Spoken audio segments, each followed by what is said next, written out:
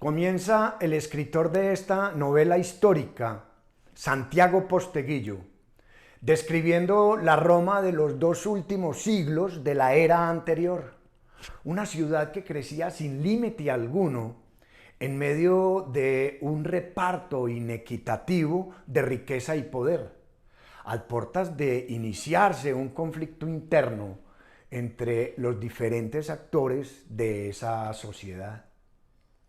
Por un lado, la facción conservadora, la facción llamada la de los optimates, enfrentada a los populares que buscaban el apoyo del pueblo para realizar las reformas sociales, económicas y políticas necesarias y aliviar en algo aquella desproporcionalidad.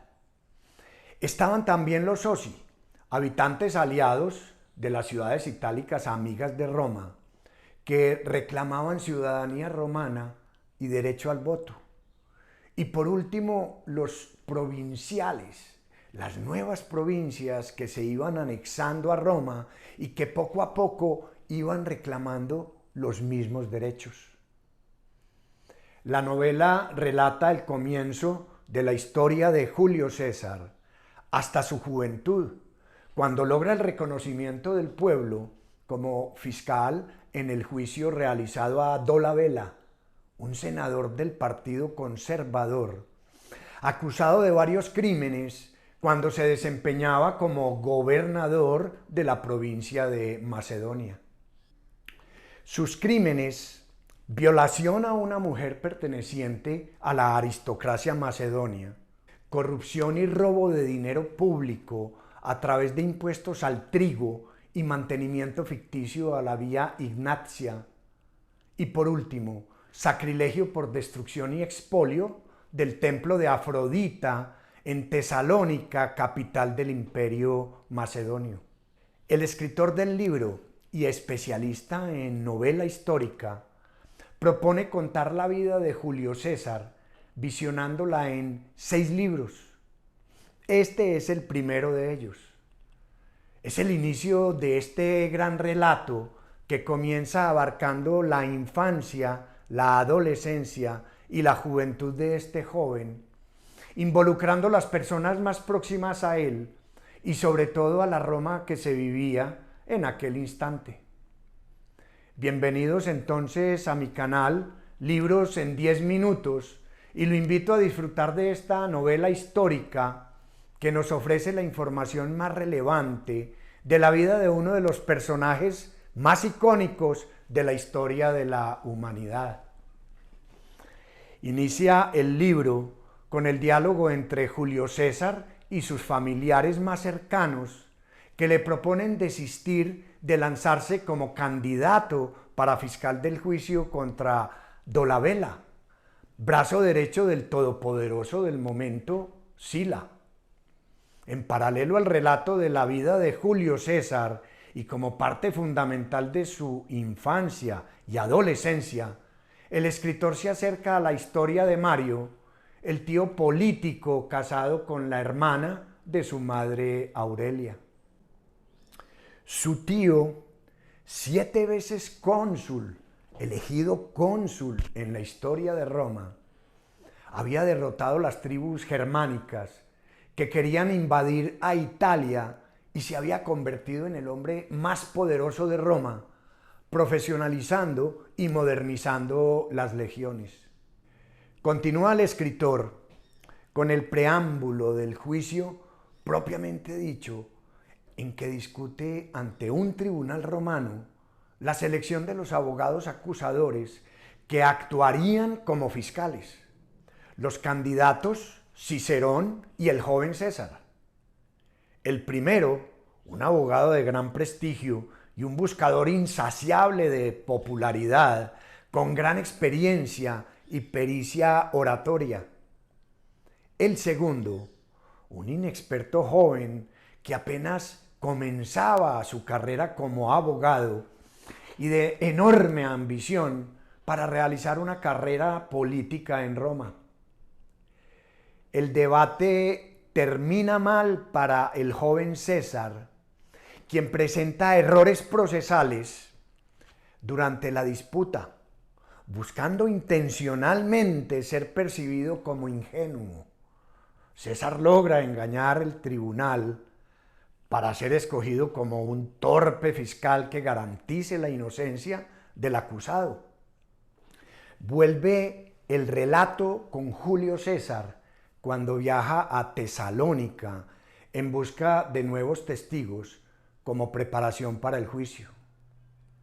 Los testigos conseguidos por él en primera instancia ya habían sido asesinados por la oposición conservadora con el propósito de garantizar el fracaso del abogado acusador.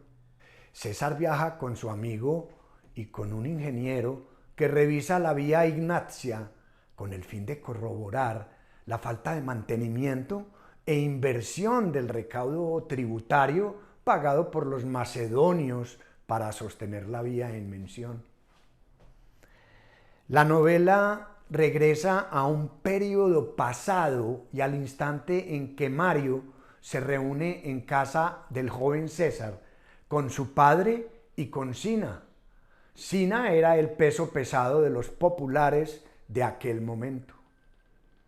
Acuerdan una alianza para acceder al poder y finalizan con el pacto de desposar a César con Cornelia, hija de Sina, una vez tuvieran las edades adecuadas para hacerlo, y así unir las dos familias, asegurando el acceso al poder de los populares. Sila es nombrado cónsul por un senado mayoritariamente conservador, un senado que le concede el mando de las legiones de Nola para detener la expansión de Mitríades del Ponto, la amenaza del momento para Roma, pero a su vez la asamblea en representación del pueblo le da el mando a Mario. Sila se le adelanta y convence al ejército a seguirlo, prometiendo riquezas para repartir entre sus legionarios. Entra posteriormente a Roma y toma la ciudad y sus instituciones. Pacta con la oposición, es decir, con Sina, y lo nombra cónsul a cambio de que anule las leyes promovidas por su partido que estorbaban a los intereses de los optimates, mientras va por Mitríades, pero calcula mal y Sina logra el control de Roma con un Mario que retorna de su exilio. Sila entra en Grecia, expolia el oráculo de Delfos, ya en decadencia, un lugar que aún tiene suficientes riquezas que son utilizadas para pagar las promesas hechas por él. Pero Sina es reelegido por el Senado y Mario entra enfermo a su 7º consulado y le llega la muerte. Vuelve la novela al comienzo del juicio, interrogando los nuevos testigos conseguidos por César para el litigio. Pero estos son neutralizados por la defensa, subestimando los argumentos presentados, ridiculizándolos frente al jurado.